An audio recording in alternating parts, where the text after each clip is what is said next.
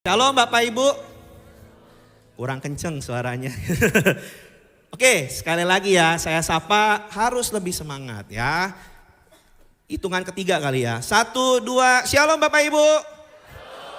Luar biasa. Oke, Bapak Ibu perkenalkan sebelum saya mungkin berbicara lebih panjang lagi ya. Saya kalau udah bicara berkenalan dulu. Oke, tak kenal maka tak sayang. Berkenalan dulu. Oke, tak kenal maka tak sayang.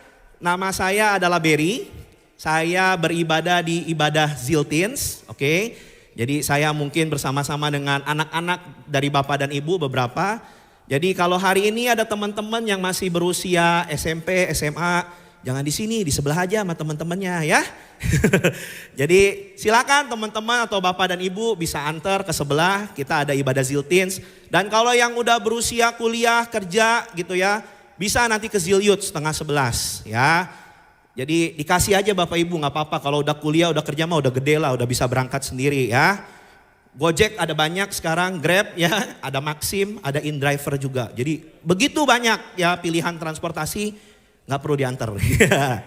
Itulah enaknya zaman sekarang ya Bapak Ibu. Oke, lanjut perkenalannya. Saya Berry, sudah menikah, punya 1 orang istri dan 3 orang anak ya, semuanya wanita. Itu yang 2 lagi di Kega, yang 1 ada di situ. Dan mungkin banyak yang sudah tahu saya anaknya Cikur ya. Nah itu Cikur ada di situ. Saya anaknya Cikur. Kalau Ko Suryadinya nanti kita garap bareng-bareng ya. Saat ini masih hidayahnya untuk ikut fellowship aja. Jadi nggak apa-apa. Oke, itu aja paling perkenalannya. Dan mungkin yang terakhir, saya kerja di bidang perbankan. Spesialisasi saya itu tuh di bidang perkreditan. Jadi kalau seandainya Bapak Ibu ada butuh, mau tanya-tanya, mau konsultasi, bingung nih.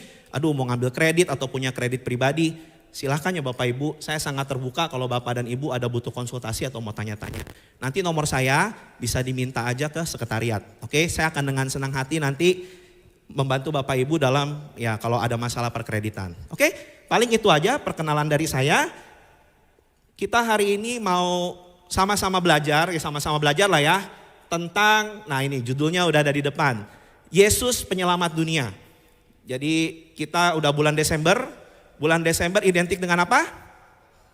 Ya, bulan Desember identik dengan Natal.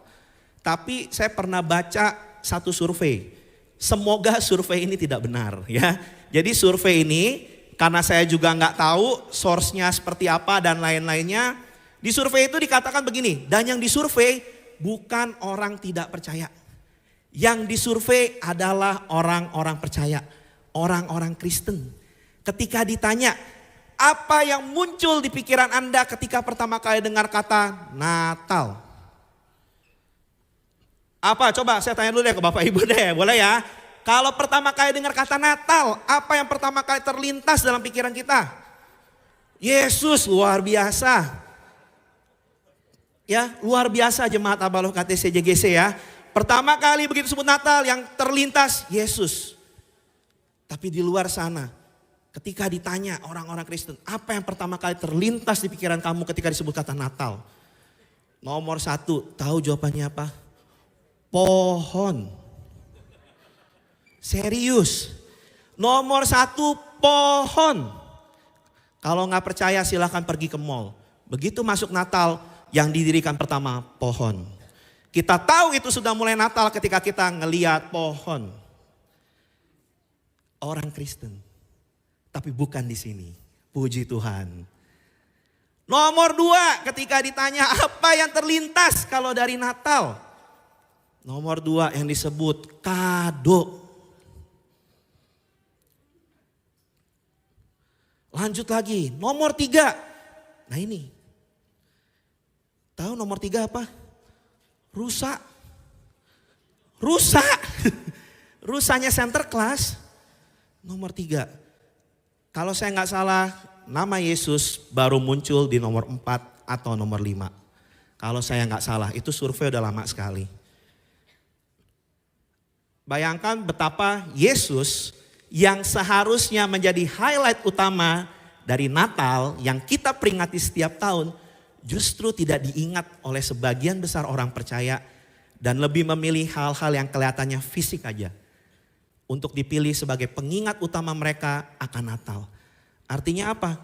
Mungkin kita selama ini merayakan Natal kita juga udah lupa. Apa sih esensi utamanya dari Natal itu? Apa sih yang menjadi highlight utama dari Natal itu? Apa sih yang sebenarnya kita peringati dari Natal itu? Jangan-jangan kita lebih peduli sama tampilan-tampilan fisik, hias rumah kita dengan pohon, siapin kado-kado, pusing mikirin kalau misal kita mau fellowship kemana nih. Area sana udah makan-makan, kita belum coy. Masa kita kalah sama area itu, udah makan-makan, udah fellowship kemana-mana. Kita masih aja komsel di KTC. Bukan itu. Makanya hari ini kita mau mengingat lagi siapa yang seharusnya menjadi highlight utama bukan cuman sekedar di acara Natal. Tapi highlight utama, esensi utama dalam kehidupan kita yaitu Yesus. Dan highlight utama, esensi utama dari apa yang dunia ini butuhkan. Siapa yang dunia ini butuhkan? Yesus, bukan yang lain. Kalau bukan Yesus yang menjadi dasar, kalau bukan Yesus yang diberitakan, sesungguhnya kita lagi memberitakan tentang diri kita sendiri. Sesungguhnya kita sedang mengambil bagian dari perluasan dari kerajaan gelap, bukan kerajaan surga. Dan nanti Pak Lukas akan ngoceh-ngoceh, capek dia ngejelasin kerajaan Allah ya. Diulang lagi karena kita gak nangkep-nangkep. Yesus penyelamat dunia. Kalau saya tanya kepada setiap Bapak Ibu, apa kabar dunia? Saya sempat melakukan survei kecil-kecilan. Saya tanya ke beberapa orang yang sudah senior, saya tanya ke anak-anak muda. Mostly menjawab, wah kacau bro gitu kan. Dunia sedang tidak baik-baik saja. Waduh chaos bro, dunia mah kacau. Atau kalau zaman sekarang anak-anak muda bilang, kacau kok dunia udah gak ada obatnya. No cure, no cure. Ya kan. Parah kok, ini udah sekarat banget dunia. Bahkan baru-baru ini kita juga dengar pasti kan. Tahun depan prediksinya dunia gelap. Ya kan, gelap gulita. Balik lagi ke Kejadian 1, gelap gulita memenuhi jagat raya. Katanya seperti itu keadaan dunia. Ya benar. Tapi kalau saya tanya gitu ya, kenapa sih menurut kamu dunia kok katanya tidak baik-baik saja, kacau, rusuh, udah gitu banyak kejadian-kejadian tidak menyenangkan, tahun depan bakal gelap lagi gitu kan. Banyak yang menjawab saya gini, oh ya simple lah, karena COVID, apalagi ya kan. Kemarin udah hilang-hilangan, sekarang muncul lagi varian baru ya kan. Dulu variannya masih bisa dibaca ya, Delta, Omicron. Sekarang udah mulai gak bisa dibaca, XBB, SBB ya, saya balik lagi gitu ntar kan gitu. Mulai gak bisa dibaca variannya. Kita juga gak tahu besok-besok muncul varian apa lagi. Mungkin dia muncul dengan kari ayam atau ayam bawang gitu ya. Atau versi goreng spesial jumbo, saya gak tahu. Tapi yang pasti variannya terus bermutasi dan bergerak. Dan kita bilang itu penyebab utamanya dunia ini kacau. Oh dunia ini gelap karena apa? Jelas tak kamu gak baca berita? Bakal ada inflasi tingkat tinggi, hyperinflation, resesi global yang terjadi di seluruh dunia. Dunia ini akan gelap. Tapi tahukah Bapak Ibu dan Saudara bahwa dunia ini tidak baik-baik saja dan dunia ini gelap bukan karena COVID, bukan karena inflasi, bukan karena resesi. Jauh dari sebelum itu semua ada, dunia ini memang sudah tidak baik-baik saja dan gelap sejak dosa masuk ke dalam dunia. Sejak dosa masuk ke dalam dunia, dunia ini sudah tidak baik-baik saja. Coba kita lihat satu-satu. Sakit penyakit memang baru ada pas COVID doang? Kan enggak. Dari zaman dulu-dulu juga sudah pernah ada penyakit-penyakit dan bahkan ya penyakit-penyakit yang lebih parah dari COVID. Tapi ini sekali lagi dengan segala hormat dan simpati saya kepada mungkin orang-orang yang menjadi korban atau mengalami COVID ya. Tapi itu bukan pandemi terbesar yang pernah manusia hadapi di dunia ini. Pandemi terbesar, penyakit terbesar kalau nanti Bapak Ibu Saudara punya waktu lihat di Google atau di Wikipedia, itu namanya The Black Death yang terjadi di tahun 1300-an. Itu mencapai korban, jadi kalau saya kemarin cek nih ya, kalau kemarin saya cek dari data WHO per 2 Desember.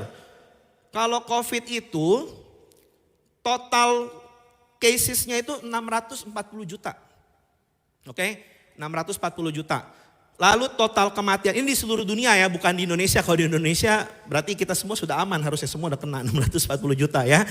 640 juta itu seluruh dunia. Dengan total kematian 6,6 juta.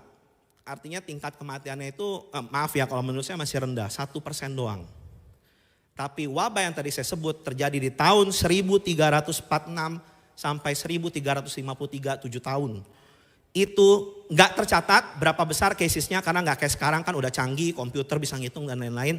Tapi diprediksikan kematiannya aja itu mencapai 75 sampai 200 juta orang di seluruh dunia.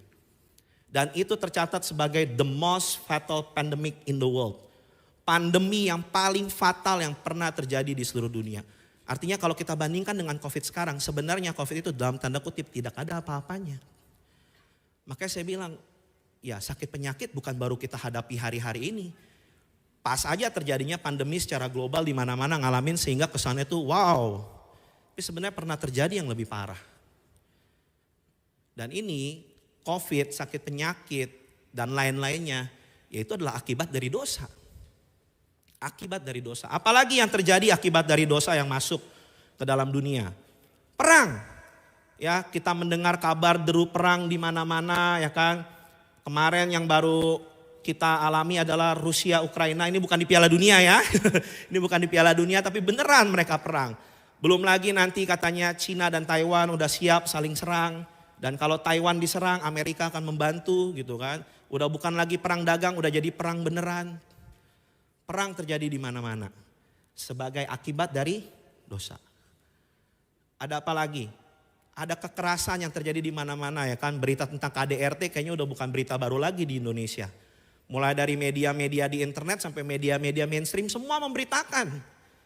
Lanjut, ada lagi kecanduan. Kalau dulu kecanduannya paling pornografi. Sekarang bertambah game, abis game bertambah drakor, abis drakor bertambah K-pop idol, ya kan?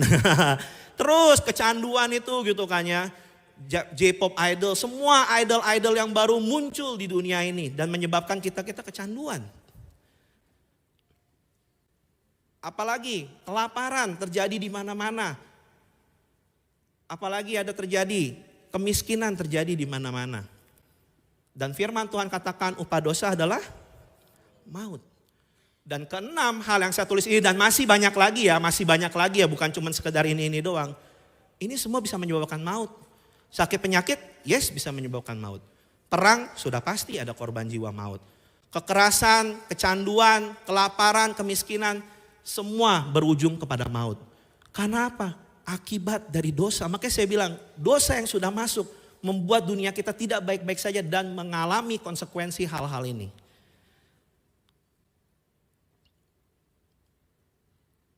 Oke, bisa dibantu untuk next slide-nya.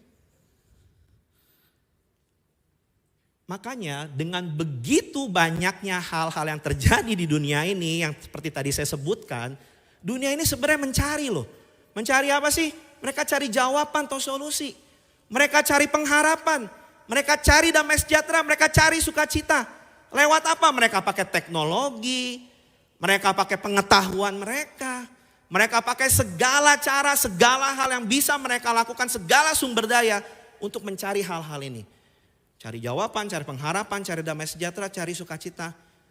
Tapi enggak ketemu. Apa buktinya?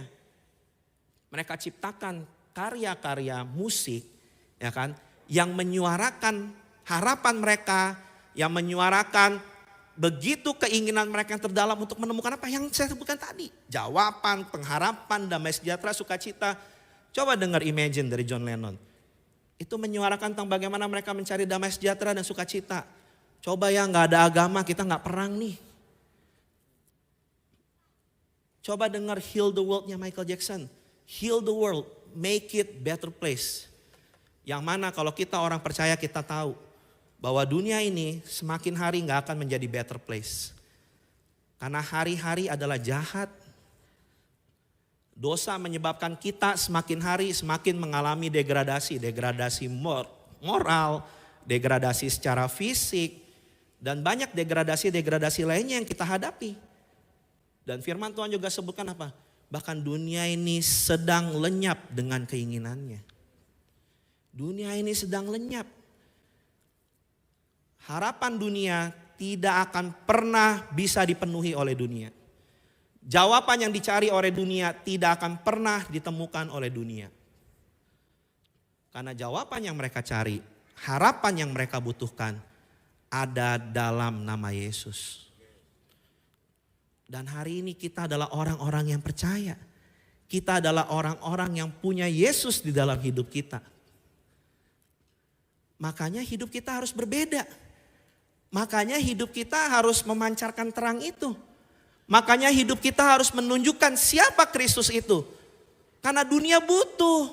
Karena dunia nyari. Karena dunia tuh haus banget akan Yesus. Mereka belum sadar aja bahwa yang mereka cari, harapan yang mereka butuhkan, solusi yang selama ini mereka idam-idamkan tuh ada dalam hidup kita. Dan kitanya pun tidak pernah mau share kepada dunia ini mungkin. Karena keengganan kita, karena mungkin ada trauma, karena mungkin ada sakit yang masih kita alami. Tapi saya nggak akan bahas lebih dalam. Saya akan bahas lebih ke arah bagaimana sih kita seharusnya sebagai orang percaya hidup hari-hari ini. Kita tahu loh dunia ini membutuhkan kita. Kita tahu loh dunia ini butuh Yesus. Dan kita adalah orang-orang yang ngerti dan bisa menunjukkan jalannya. Jadi bagaimana kita harus hidup? Yang pertama, kita harus hidup, kita baca bareng-bareng ya Bapak Ibu. 1, 2, 3. Tenang. Sebagai anak Tuhan di dunia yang sedang gerasak gerusuk, dunia yang sedang gak konten, dunia yang sedang ya mencari segala sesuatunya gitu. Kita butuh ketenangan. Kita butuh untuk jadi tenang. Dengan demikian kita akan beda dari dunia. Jangan kita bilangi anak Tuhan ya, yang katanya Yesus itu apa sih? Yesus itu Raja Damai. Yang katanya punya Yesus sebagai Raja Damai dalam hatinya, justru hidupnya lebih ketakutan. Yang punya Raja Damai dalam hatinya justru hidupnya lebih panikan. Yang punya Raja Damai dalam hidupnya justru hidupnya lebih galau.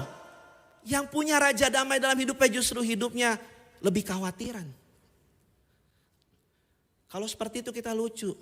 Malahan kita gak berbeda dengan dunia, kita jadi sama dengan dunia dan bahkan kita lebih parah dengan dunia. Kalau udah seperti itu dunia akan ngelihat, ya apa bedanya lu sama gua? Apa bedanya kita? Kamu aja lebih parah takutnya. Kamu aja waktu COVID naik yang duluan ngeras susu murni yang bergambar beruang. Kamu aja yang pertama kali ngabisin stok gula di warung-warung. Kamu aja waktu minyak naik dan langka, kamu yang ambil-ambilin duluan di Indomaret. Ya kalau memang buat dagang sih ya gak apa-apa ya Bapak Ibu. Tapi kalau cuma demi memuaskan ego kita, kita bisa dapat harga yang lebih murah. Nih gue jago kan, nih murah loh.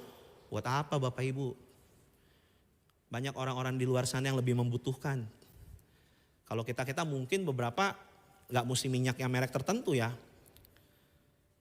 Ya tapi apa bedanya kita kalau kita juga melakukan hal-hal itu dengan dunia ini? Makanya kita perlu tenang. Sebagai anak Tuhan yang katanya punya Raja Damai, ada Prince of Peace dalam hati kita, kita harus tenang.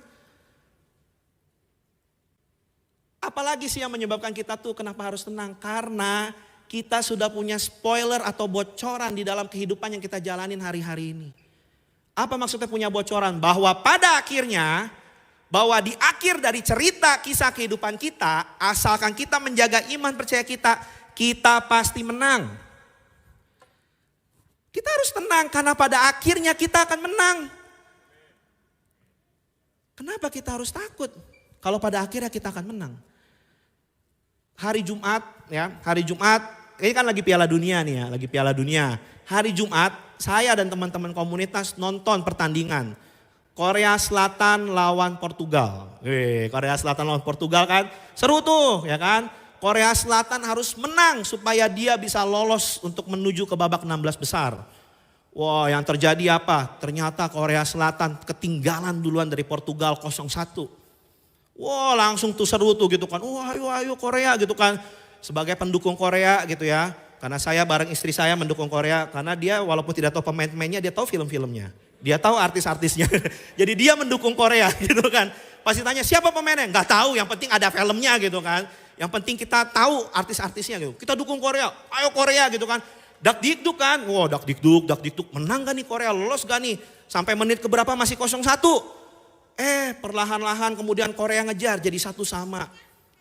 Di akhir dari pertandingan Korea jebolin lagi 2-1. Wah langsung rumah saya berteriak, wah gitu kan karena rame-rame. Saya sampai bilang, aduh ini tetangga gimana ya gitu kan. Teriak soal, wah Korea gitu kan. Jungkook, padahal bukan Jungkook pemain itu mah anggota BTS gitu kan. Gak ada Jungkook, saya bilang gak ada. Gitu. Itu Son Heung-min namanya, oh iya mukanya sama katanya. Gitu kan. Berteriak semua, wah gitu kan. Rasa yang tadinya dakdikduk, rasa yang tadinya ketar-ketir, rasa yang tadinya khawatir. Menang gak nih Korea nih? Seketika lenyap, hilang dan sirna berganti kegembiraan. Korea menang, lolos ke babak 16 besar. Nah besokannya saya lihat lagi di aplikasi yang menayangkan pertandingan World Cup. Ada siaran ulangnya Korea versus Portugal. Ketika saya nonton atau ketika mungkin kita nonton sebuah siaran ulang. Bakal deg-degan kayak gitu? Oh Korea ketinggalan nih, mateng deh nih. Gimana ya? Aduh gawat Korea ketinggalan bisa gak lolos nih. Ngalamin begitu? Enggak. Kenapa kita gak ngalamin seperti itu? Karena kita tahu Korea akan menang pada akhirnya. Demikian juga hidup kita Bapak Ibu. Nah hidup kita pada akhirnya akan menang loh. Firman Tuhan yang catat sendiri. Kita akan menang pada akhirnya. Lalu ketika sekarang kita ngeliat kehidupan kita yang mungkin belum sesuai dengan harapan kita, mungkin masih kocar-kacir, mungkin kita masih banyak mengalami tekanan dalam keluarga, ekonomi atau hal-hal yang lainnya. Saya mau bilang buat setiap Bapak Ibu, jangan menyerah. Jangan berhenti. Terus pertahankan imanmu dalam Kristus. Karena pada akhirnya kamu akan menang. Karena pada akhirnya kita akan menang. Jadi ya santai saja, tenang, kalem. Ya, itu bahasa Inggris berasal dari bahasa Indonesia. Calm down. Ya, calm down, tenang. Karena kita akan menang. Yang kedua, kenapa kita harus tenang? Karena ada penyertaan dan perlindungan Tuhan. Ya, kita punya backingan itu raja di atas segala raja. Kadang kita baru punya backingan ketua RT aja, jalan di komplek kita udah petantang-petenteng. Kenalan gue RT, lu siapa lu? Parkir sembarangan depan rumah gue laporin lu. Baru RT aja yang jadi kita punya backingan, kita udah petantang-petenteng. Tapi hari ini saya mau bilang, backingan kita, penyertaan dan perlindungan kita ada dari Tuhan Raja segala raja. Kenapa masih takut? Kenapa masih khawatir? Tenang aja. Mazmur 23 bilang Tuhan adalah gembalaku, takkan kekurangan aku. Ada 2 ayat paling akhir yang saya suka. Sekalipun aku berjalan dalam lembah kekelaman. Sekalipun aku berjalan dalam lembah kekelaman. Aku tidak takut bahaya. Sebab engkau besertaku. Lembah kekelaman loh, gelap. Saya belum lama ini baru pergi camping ya sama Kak Yohan di Everest Valley. Itu dari camp ke tempat buat buang air kecilnya lumayan jauh, gelap. Ya, saya setiap kali mau buang air kecil, saya bangunin teman saya yang itu. Lu mau kencing gak? Pasti mau kan? Ayo kita bersama-sama ke sana. Gelap, walaupun dari pasang lampu-lampu buat saya itu gelap gitu ya. Gitu. Jadi bayangin kalau sama teman kita juga kita berani. Kenapa bersama dengan Tuhan kita gak berani? Sekalipun aku berjalan dalam lembah kekelaman, engkau menyediakan hidangan bagiku di hadapan lawanku. Powerful banget. Engkau menyediakan hidangan bagiku di hadapan lawanku. Bapak Ibu pernah punya konflik sama orang? Bapak Ibu pernah punya masalah yang begitu menekan hidup kita? Nafsu makan? Enggak. Tapi Tuhan bilang aku menyediakan hidangan bagimu di hadapan lawanmu. Tenang aja, makan aja kata Tuhan. Karena semuanya bisa aku beresin. Kenapa kita masih khawatir? Kenapa kita masih takut? Kenapa kita tidak memilih untuk kita tenang? Apalagi ada pengharapan. Pengharapan itu sungguh ada. Pengharapan tidak pernah mengecewakan. Di dalam Tuhan itu pengharapannya itu akan, yaitu tidak mengecewakan. Jadi kalau pengharapannya dijamin, buat apa kita takut? Tenang aja. Dan yang terakhir, maaf nih Bapak Ibu, saudara-saudari sekalian. Kenapa kita harus tenang? Karena ada jaminan keselamatan. Sekalipun amit-amit, maaf kata, kita tidak bisa melewati pandemi. Kita harus pulang duluan. Bukan pulang dari gereja, pulang dari dunia ini duluan. Mendahului saudara-saudara kita yang lain. Ya tenang saja. Kalau memang harus saatnya dipanggil, ya sudah ada jaminan kita punya rumah di sana. Kenapa terus kita masih terus takut dan khawatir seperti orang-orang yang tidak punya pengharapan akan adanya kehidupan di hari esok. Akan adanya kehidupan setelah kita nanti meninggal. Tenang aja, semuanya sudah aman dijamin oleh Raja di atas segala raja. Manusia bisa bohong, tapi kalau dia bilang tenang, dia gak akan pernah bohong dan dia akan jamin sepenuhnya. Nah, yang jadi masalah gimana caranya supaya kita bisa tenang, ya kan? Firman Tuhan katakan begini, hanya dekat Allah saja aku tenang, daripadanya lah keselamatanku. Jadi kalau saudara-saudara Bapak Ibu mau hidup tenang, gampang caranya cuma satu, dekat sama Tuhan. Gimana caranya dekat sama Tuhan? Simple. Pada mulanya adalah firman itu adalah pada mulanya adalah firman itu bersama-sama dengan Allah dan firman itu adalah Allah. Kalau Bapak Ibu mau dekat sama Tuhan, tidak ada cara lain. Dia bilang aku adalah firman. Jadi harus baca firman. Setiap hari harus mulai berdoa, komunikasi setiap hari. Ya gampangnya gini deh Bapak Ibu, waktu zamannya dulu kita PDKT gitu kan sama pasangan kita. Kita tiap hari kan intens kan berhubungan kan. Kita berkomunikasi setiap hari kan. Sehingga dengan demikian kita jadi deket. Kalau kita berkomunikasinya sebulan sekali, udah jamin kita udah disalib sama yang lain Bapak Ibu. Justru karena kita intens berhubungan, kita intens ya membangun kedekatan itu, kita jadinya deket. Ya kalau nggak intens, kita nggak bela-belain, ya nggak akan pernah bisa deket. Nggak akan bisa deket. Sebenarnya kita udah tahu kok caranya buat deket sama Tuhan. Saya yakin udah sering juga di-sharingin di sini, dikotbahin di sini. Tapi permasalahannya adakah kita mempraktekkan itu? Bukan cuman sekedar momentum aja. Oh pas ada yang khotbahin suruh saat teduh kita saat teduh. Suruh ada yang lagi koram deo kita koram deo ya. Suruh ada yang lagi kompak kita kompak. Bukan itu konsistensinya. Ada gak kita konsisten mempraktekkan hal-hal itu di dalam kehidupan kita? Kalau gak konsisten kita gak bisa deket. Dan kalau kita gak deket kita gak percaya. Tiba-tiba ada orang datengin Bapak Ibu nih habis ini ibadah. Pinjam dong 100.000. Boro-boro 100.000, 20.000 aja juga kita gak akan pinjemin. Karena siapa ente? Ente kadang-kadang ente. Kenal juga kagak. Mau pinjem, bagaimana kita percaya dia akan balikin? Demikian juga kita sama Tuhan, bagaimana mungkin kita percaya setiap janji-janji Tuhan. Kita percaya penyertaan Tuhan. Kita percaya Tuhan bisa melakukan ini dan itu kalau kita gak dekat sama Tuhan. Mustahil. Mustahil. Gak ada cara lain kalau kita mau bisa punya ketenangan. Dekat sama Tuhan setiap hari. Ikutin Tuhan setiap hari. Makanya dia bilang ikut aku, sangkal diri, pikul salib dan mengikut aku setiap hari. Saham kita ikutin naik turunnya setiap hari. US dollar kita ikutin naik turunnya setiap hari. Ya. Harga minyak kita ikutin setiap hari. Bensin kita tongkrongin tiap hari tuh di Pertamina sama Shell. Mana nih yang lebih rendah nih, gue mau isi nih. Tapi firman Tuhan, apa yang mau Tuhan ucapkan, gak kita ikutin tiap hari.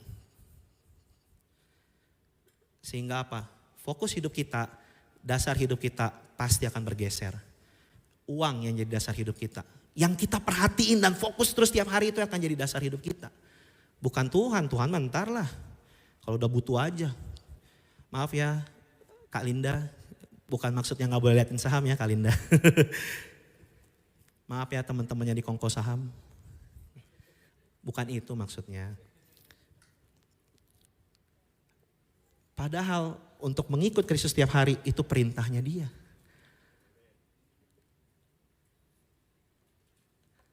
Yang kedua, bagaimana kita harus hidup? Yes, tenang, betul kita harus tenang. Tapi jangan lupa, kita tetap harus waspada. Kita tetap harus berjaga-jaga. Ada satu kalimat yang saya suka. Kejahatan itu terjadi bukan karena hanya ada niat dari pelakunya. Tapi karena ada kesempatan. Waspadalah, waspadalah. Kejahatan itu terjadi karena ada kesempatan loh. Ya saya kan juga pria. Ya, ini ngaku aja ya gitu. Dulu saya juga jatuh bangun dalam dosa pria, onani, pornografi.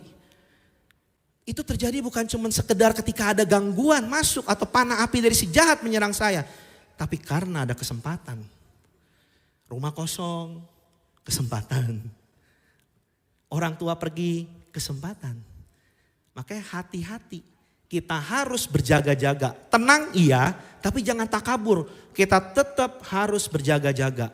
Makanya firman Tuhan katakan gini.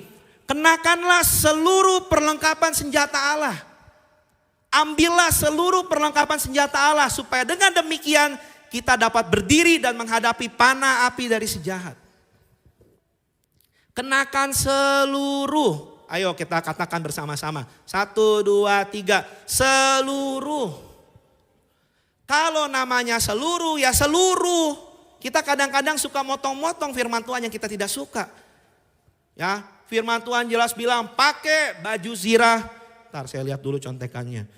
Pakai baju zirah keadilan. Pakai ikat pinggang kebenaran.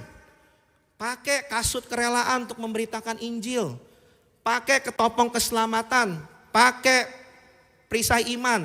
Pakai pedang roh. Udah dikasih tahu tuh apa-apa aja tuh perlengkapannya kan. Kadang-kadang kan kita begitu. Panas ya pakai helm ya. Lepas dikit deh. Pas panahnya lagi terbang. Ces. Des. Kelar. Berat nih bawa perisai nih. Macam Kapten Amerika aja gitu kan. Taruh dulu dah. Iman enggak lah gitu kan. Ntar dulu. Pedang roh ini berat gitu kan. Ntar deh taruh di rumah aja kalau pedang roh sama perisai iman. Datang panah, gak bisa nangkis saya ketembak. Baju sirah panas saya, tempat saya mau pergi gak adem nih gitu kan. Lepas dulu deh. Kayaknya enakan ciaka ya, gak usah pakai kasut ya. Gak jauh ada yang taruh ranjau paku, nancep. Kalau dibilang seluruh Bapak Ibu. Kita jangan pilih-pilih pila-pila yang kita suka kita pakai, yang tidak kita suka kita lepasin. Karena apa? Setiap hari kita ada dalam pertempuran. Setiap hari kita ada dalam peperangan. Setiap hari, setiap jam, setiap menit, setiap detik. Iblis sedang berusaha untuk menarik kita semakin jauh dari Tuhan. Dia gak pernah berhenti Bapak Ibu. Gak karena ini kita deket-deket Natal terus kemudian dia bilang, bos kayaknya hari ini gue cuti dulu deh ya untuk gangguin manusia. Kenapa? Lagi libur Natal bos, banyak yang ke gereja soalnya gitu kan. Soalnya hari biasa jarang kan mereka, kalau ini kan banyak nih bos, jadi susah gitu. Ya kan gak begitu. Setiap hari, setiap menit, setiap jam, setiap detik. Dia berusaha menarik kita makin jauh dari Tuhan. Begitu kita buka celah sedikit aja. Dia ahlinya nyari celah. Dia ahlinya satset. Dan kalau kita lengah, kita harus siap diterkam. Kita harus siap ditarik sama dia. Dan ketika semakin hari berjalan makin jauh, makin jauh, makin jauh. kita akan sadari mungkin kita udah terlalu jauh. Pikiran kita menyerang kita, udahlah gak layak, gak apa. Dan akhirnya kita gak mau bertobat. Hati-hati. Semuanya mulai dari celah yang kita buka sedikit demi sedikit. Makanya kalau kita sudah tahu, ayo kenakan seluruhnya. Jangan dipilih-pilih, jangan dipilah-pilah. Pakai semuanya. Yang ketiga, bagaimana kita harus hidup hari-hari ini di dalam dunia. Dengan menjadikan yang lain lebih utama. Saya akan bacakan ayatnya dari Filipi 2 ayat 3. Dengan tidak mencari kepentingan sendiri atau puji-pujian yang sia-sia, sebaiknya hendaklah dengan rendah hati yang seorang menganggap yang lain lebih utama daripada dirinya sendiri. Dan janganlah tiap-tiap orang hanya memperhatikan kepentingannya sendiri, tetapi kepentingan orang lain juga. Hari-hari ini di masa pandemi kalau kita perhatikan hidup kita udah terlalu banyak pusing dengan penghidupan diri sendiri. Ya, belanja mahal-mahal, hedon gitu kan ya. Buang duit gak tentu arah, dinasehatin. Hey, kamu gak peduli sama kesehatan mental saya. Ini bukan hedonisme, ini self reward. Pergi jalan-jalan, muter-muter gitu kan ya. Dinasehatin, gak perlulah buang-buang duit begitu gitu kan. Masih banyak hal-hal yang kita perlukan. Hey, gak peduli kamu sama kesehatan saya. Ini lagi self healing. Pergi ke spa, mijit mahal-mahal, ini self love. Beli hal-hal yang luxury gitu kan ya demi memuaskan keinginan diri sendiri, ini namanya self care. Self. Kapan kita punya waktu untuk yang lain? Kapan kita punya waktu untuk yang lain lebih utama daripada diri kita sendiri? Kapan kita punya waktu untuk kepentingan orang lain didahulukan daripada kepentingan diri kita sendiri? We are so full of ourselves. We only care about ourselves. Padahal kita itu eklesia. Kita itu gereja. Orang yang dipanggil keluar. Orang yang dipanggil keluar. Kita gak bergereja ketika kita hari ini dengerin firman Tuhan, menyembah, terima perjamuan kudus, kasih persembahan di sini. Kita bergereja ketika kita keluar. Ketika kita ada di kantor, ketika kita ada di sekolah, ketika kita ada di kampus, ketika kita ada di toko, itu kita lagi bergereja. Ketika kita keluar, ketika kita di luar sana, dan kita menunjukkan siapa Yesus itu. Itulah saat ketika kita bilang, saya sudah bergereja. Karena yang akan jadi solusi bukan gereja di dalam gedung. Yang akan menjadi solusi bukan ketika kita diam dalam gedung. Kita akan menjadi solusi ketika kita keluar. Tunjukin kepada dunia, nih hidup kita berbeda. Tunjukin kepada dunia, nih terang yang sesungguhnya. Tunjukin kepada dunia bahwa inilah terang yang sesungguhnya sudah datang. Kalau enggak begitu ya sekali lagi hidup kita enggak akan ada bedanya. Hidup kita enggak akan membawa dampak. Hidup kita ya begitu-begitu aja sama dengan yang lain. Tapi saya Kak kerja, sama saya juga kerja. Kalau firman Tuhan dalam bahasa Indonesia kan bilang gini ya, karena itu pergilah. Ya, kadang-kadang kita mikir, aduh kalau pergi itu kita harus pergi kemana. Saya mau bilang sama Bapak Ibu, kalau ada waktu boleh silahkan ikut pergi sama tim pekabaran Injil. Ya, itu perintah Tuhan, karena itu pergilah. Kalau memang ada waktu, ambil waktu, pergi sama tim pekabaran Injil. Ada begitu banyak daerah-daerah yang sedang dibuka. Ya, karena itu perintah Tuhan. Aduh gak sempet, bisa ambil cuti. Saya juga waktu itu pergi ambil cuti. Kadang-kadang istri saya juga protes. Cuti buat pelayanan. Kapan kita cuti buat pergi-pergi liburan? Gitu kan. Ya tapi bisa diambil gitu kan, cuti untuk pergi gitu kan segala macam. Pergilah, tapi kalau memang kita belum sempet, belum ada waktu. Di dalam bahasa Inggrisnya, pergi ya, pergi itu tuh bukan cuma sekedar pergi ke tempat-tempat yang memang menjadi ladang untuk pekabaran Injil. Tapi pergi itu kalau dibaca dalam bahasa Inggrisnya versi AMPC kalau saya nggak salah, dan ada satu versi lagi saya lupa, ini saya udah tulis di sini. Pergi itu dalam bahasa Inggrisnya ditulis as you go. Pergi itu dalam bahasa Inggrisnya juga ditulis wherever you go. Artinya apa? Ketika kamu pergi kemana sih? Kamu pergi sekolah. Ketika kamu pergi ke sekolah, go and make disciples. Kamu pergi kemana sih? Oh, saya pergi ke kampus. Ketika kamu pergi ke kampus, make disciples. Saya ke kantor. Oke, kamu ke kantor. Ketika kamu pergi ke kantor, make disciples. Saya pergi ke arisan sama tetangga-tetangga saya. Ketika kamu pergi ke arisan, make disciples. Saya cuma pergi ke toko. Ketika kamu ke toko, make disciples. As you go to your school, as you go to your office, as you go to your arisan, as you go to the cafe, as you go everywhere, make disciples. Nggak harus nunggu. Wherever you go, make disciples. Ketika Yesus naik ke surga dan dia kasih perintah ini, dia juga tahu bahwa nanti akan ada anak-anaknya yang bekerja di kantor jam 9 sampai jam 6 sore. Ketika Yesus naik, dia juga tahu bakal ada orang-orang yang sibuk. Dan kalau dia kasih perintah ini cuma kepada sebagian besar orang aja, gak akan tertulis di Alkitab. Justru karena ditulis di Alkitab, kita seharusnya tahu ini bukan bagian tim pekabaran Injil. Misi itu bagian untuk kita semua lakukan. As you go, wherever you go, gak ada alasan. Yuk, as you go, wherever you are, as you go to the mall, make disciples. Kemanapun kita pergi, make disciples. Dan terakhir, kalau dunia ini dibilang tahun depan gelap, saya rasa itu adalah kesempatan yang sangat baik sekali buat kita sebagai orang percaya. Karena dunia yang gelap adalah kesempatan bagi anak-anak Tuhan untuk menunjukkan siapa terang itu sesungguhnya. Dan yang bisa menunjukkan siapa terang itu yang sungguhnya adalah kita yang punya terang itu di dalam kehidupan kita. Dan kalau kita mau menunjukkan siapa terang itu yang sungguhnya, hidup kita harus berbeda. Hidup kita harus memberi dampak. Hidup kita harus dilihat berbeda dengan kehidupan orang yang ada di dunia ini. Di atas rata-rata. Amin. Yuk kita tutup mata kita Bapak Ibu Saudara.